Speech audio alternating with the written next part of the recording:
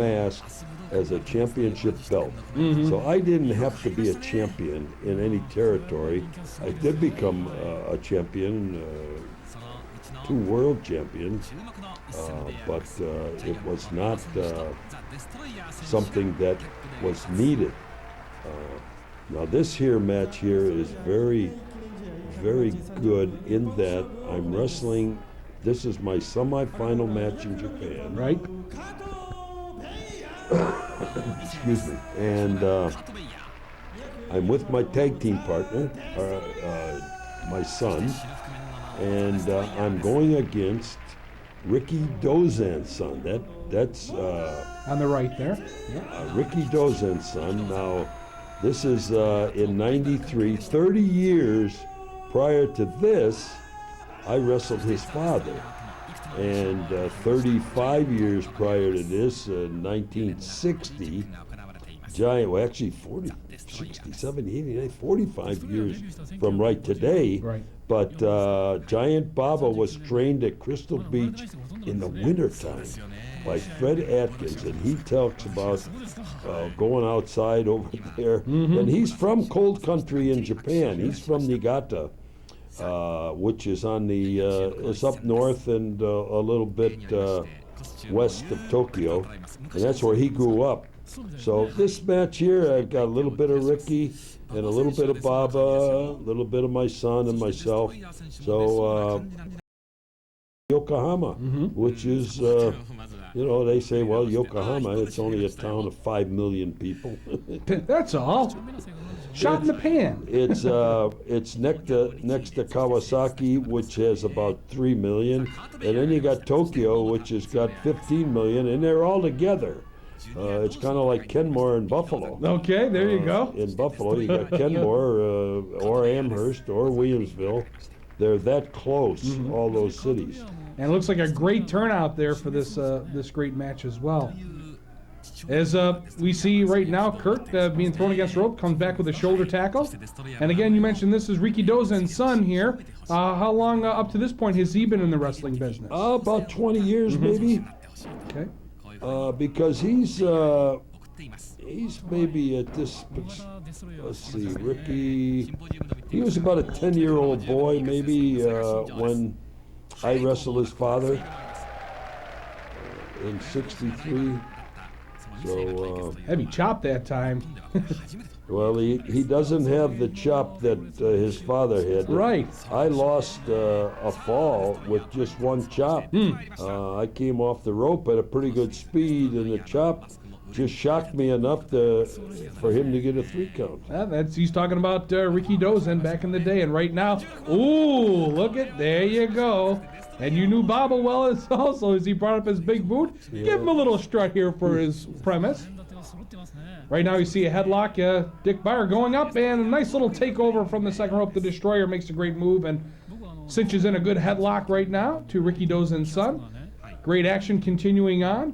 You see across the way, of course, again, you're having this match with your friend and longtime companion there, of course, of Giant Shoei Baba, looking across the ring from you, and later on in the DVD we'll be showing you teaming together. How different was it working against Shoei Baba as it was working with him as a tag partner? Well, you know what? Giant Baba made me a star. As he makes his way in. Yep. Now, you say, well, how could he make you a star? Well, in 1960, like I said, he trained at Crystal Beach. In 61 and 62, he had been in the United States 2 years and became a pretty good wrestler. And I could wrestle him very good. Now, you notice the difference in the size. Oh, is there that much of a difference? Oh, sure.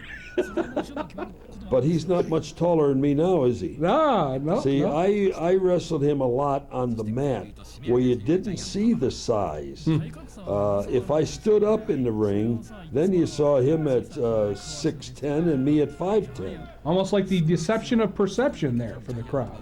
Exactly. But what I was going to say is that Baba and I had 3 matches in 1962. One in January, one in February, maybe one in March. where we wrestled almost an hour each time in Los Angeles.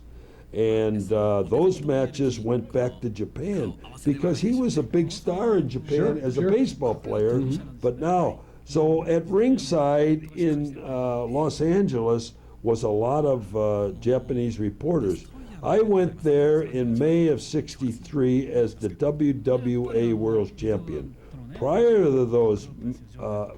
to me getting there, now there's a pretty good chop. Yes, I would say so. Almost right around the neck. Well, it caught part of the neck and part of the shoulder.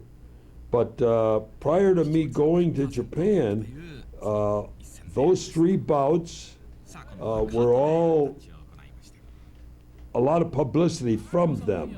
And when I went to Japan in that first match against Ricky Dozen in May of '63, 90 million people watched the match. Or did I up that a couple million?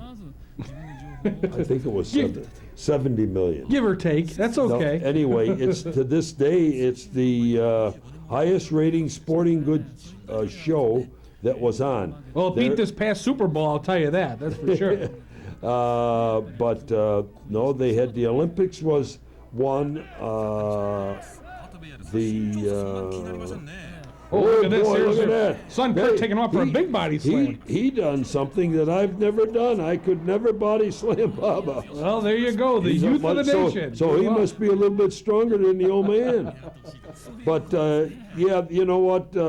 Watching this and knowing where I came from, fellas like Stan Hansen got over there in '77, and in '77 I might have been coming downhill as my popularity, and I left there in '79 after living in Japan 6 years, and I kept going back to Japan for matches. But the stars that came in after me, like I said, were Hansen, and Emil Mascaras continued to be pretty strong over there. Ted DiBiase, the $1 Million Man, we were on tour over there when he told me he was coming back to the United States and was going to be the $1 Million Man, so I got him to take a picture over there with yen. We spreaded the yen out and got a lot of money. I said, take that picture over there. A little precursor to what you knew about for his character. Very so good. Then, Brody came in. Bruiser Brody, right?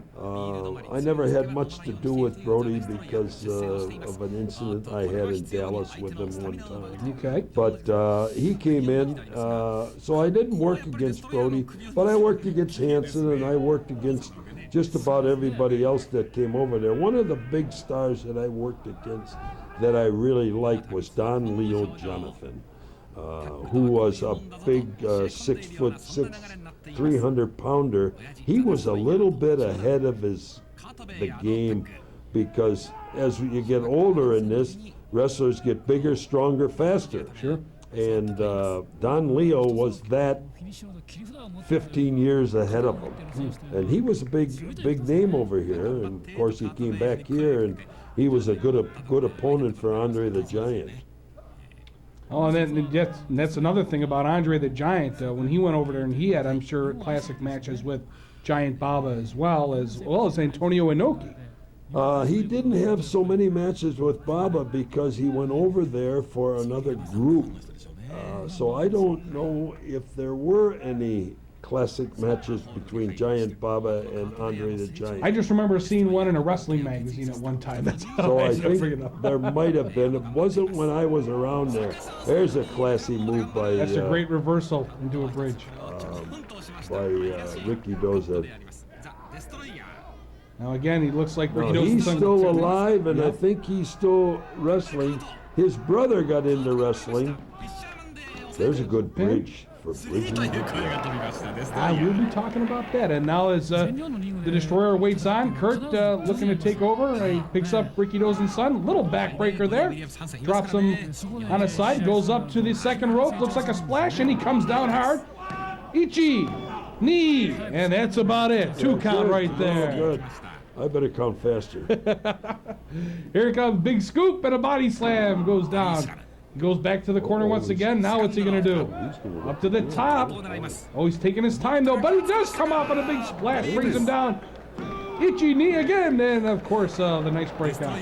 And look at, oh, you can see the Destroyer getting a little miff back there in the corner there, Dick. A little kick of the turnbuckle, huh? And now here comes Giant Shoei Baba once again, trying to take care of business as he comes in. Kurt Bauer getting thrown to the ropes, coming off. There's a big chop right there, and again, like you mentioned before, those chops not feeling too good. Well, if you get them laid into you, it's pretty good. Especially with a big man like that, I'm telling you. Well, here comes a great save as the abdominal stretch tried to be put on by Baba. And the Destroyer now makes his way back into the ring. Little tie-up. Ooh, little shot to the noggin here a couple of times. Sends him for a few loops. And now here comes that knee as he brings him down. I had some very good matches with Baba, like I said, in the early part of '62. He was a very smart guy, and he could understand. And we did a lot of wrestling and a lot of wrestling holds, head scissors. Somebody said, well, have you got any videos of those? And I said, they didn't take videos. They took movies. Right. 8mm, sure. And, but they didn't take the main events.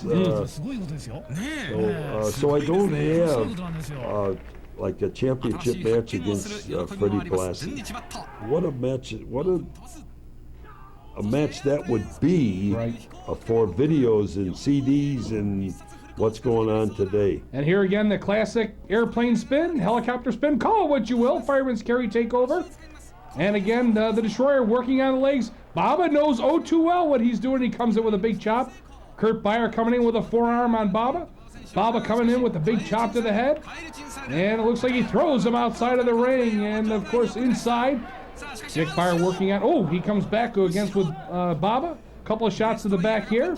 Ricky Doze and Sons make his way through, picks him up, looks like it'll be, oh, good block there, reversal, and a turnaround with a great move to get on once again the figure 4 leg lock.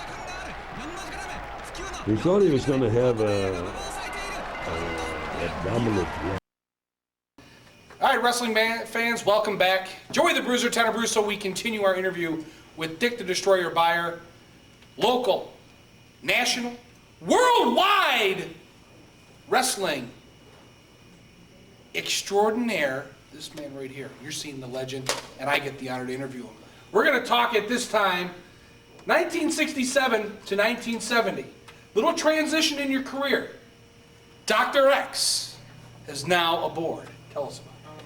Well, I wish I had a Dr. X mask because the Dr. X mask hid everything that the Destroyer had as far as being facial. And the fact that I wrestled under a mask, I needed to pantomime a lot more as a Dr. X than I did as the Destroyer, because this mask that I have on now has a personality to it. The Dr. X mask had a beak over the nose, the eyes were smaller, and the mouth was smaller, so you didn't get, when you looked at Dr. X, whether he was hurting, crying, happy, you just saw a blank. So anyway, how did I get as Dr. X? I wrestled Vern Gagne for Dick the Bruiser. Dick the Bruiser, I was working in Indianapolis. And Indianapolis at that time was promoted by Wilbur Schneider, great wrestler, and Dick the Bruiser, and they worked together in Chicago with Wally Carbo and Vern Gagne. Wally Carbo and Vern Gagne were the promoters in Minneapolis, and they pooled their talent that went into Chicago. They took the best from Minneapolis and the best from Indianapolis and went to Chicago. And it worked out very well in that they had a lot of talent. And they had more matches, and it was a bigger arena. It was the amphitheater, which drew 20,000 people. That's where they've had a lot of the political conventions have Right. been held at the amphitheater. It's not there anymore. But anyway, I wrestled Vern Gagne as the Destroyer in a championship match at the amphitheater, and it drew a sellout crowd, and Gagne was so happy with the match that after the match he sent one of the dressing room runners back and forth and says, "Tell Dick Beyer, the Destroyer, I want to see him at the Playboy Club in downtown Chicago." Well, Vern Gagne protected the business like nobody I've ever seen. When you're protecting the business, he would say kayfabe. Right. Kayfabe was a word that there was somebody around that wasn't aware of the business. So he said, "It's free of kayfabes down there if you come in without your mask." So I went and I met him at the Playboy. He says, "I want you to come to Minneapolis." I says, "Great, you didn't have to bring me down here, but I don't want the Destroyer." I says, "You don't want the Destroyer?" I says, "National publicity all over the place, Japan." He says, "I don't want the Destroyer. Come in under a different mask." I said, "Well, what do you want?" He says, "That's up to you." So anyway, I went to Minneapolis television show with a paper bag on my head with 2 holes in it. True story.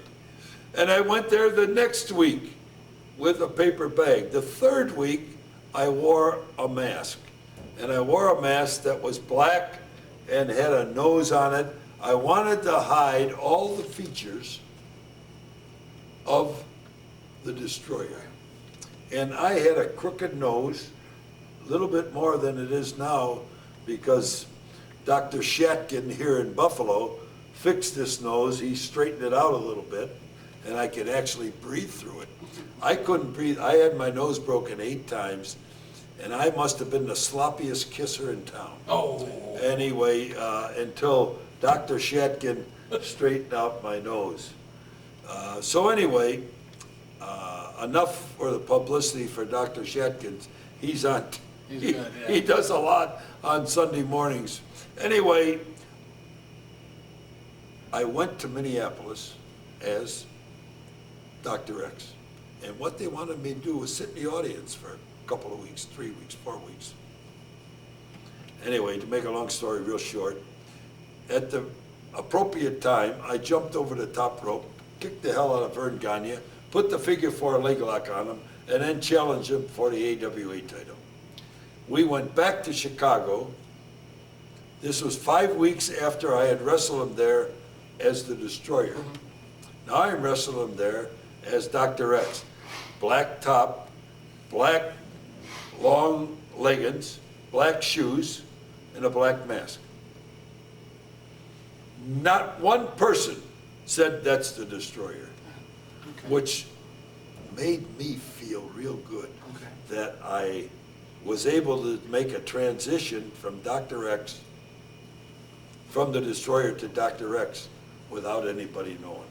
But let me ask you this. Now, how did you feel when Vern Gagne is telling you, from the success that you had up to that point in changing, did anything go through your mind saying, well, how dare you tell me I should change? What made you then finally... Having gone through the experience with Jules Strongbow saying, I want to take you from Dick Beyer to the Destroyer, and I made more money. Now here's another guy telling me the same thing. You're going to go from the Destroyer to Dr. X. I said, well, we'll see what happens. I actually made more money. Oh. And Name of wasn't the at game. the time. That was the name of the game. And then obviously we were talking about as time went on as well, and became back as the Destroyer. You signed on with Giant Baba again, and you went to Tokyo. You went there originally for 1 year, but you ended up staying for 6 years. You had a little stint, I understand, as a television star. Talk to me. Well, I got to go back a couple of steps. You went very fast through 5 years. I was actually in Minneapolis as Dr. X for 4 years. After 3 years in Minneapolis as Dr. X, I could see that Dr. X as a heel, a nasty boy, Right. the people were starting to like me. And this happens with a lot of places. I went into the office in June. I says, Vern,